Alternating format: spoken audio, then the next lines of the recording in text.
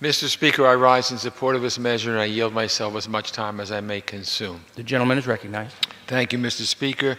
First of all, I want to acknowledge my colleague, Ms. Bordallo from Guam, for her longstanding advocacy of American engagement in the Pacific region.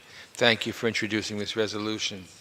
This measure supports cooperation with the Pacific Islands in the areas where we both have critical interests, including support for regional organizations and promotion of sustainable economic development. The resolution rightly focuses on a critical threat facing the Pacific Islands and the United States, which is climate change. In September of this year, Pacific Island leaders reaffirmed in a joint declaration that climate change, and I quote, remains the single greatest threat to the livelihood, security, and well-being of the peoples of the Pacific. I wish that the President and the administration would act on that threat, but instead the United States refuses to acknowledge climate change at recent international conferences. The refusal to acknowledge established scientific fact is really wrong and dangerous.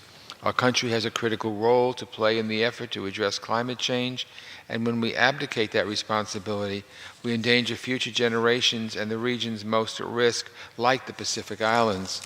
So this is a good resolution, affirming America's commitment to advance self-government, economic development, and self-sufficiency for all the people of this strategically important region. It's important to note that this resolution expresses our continued support for our compact agreements with the freely associated states. The Pacific Islands remain a region critical to our interests and the interests of our partners, including Australia, New Zealand, and Japan. It makes sense that we would continue to support investments that enhance our partnership with the Pacific Islands. I support this measure, and I urge all members to do the same. And I reserve the balance of my time. Gentleman from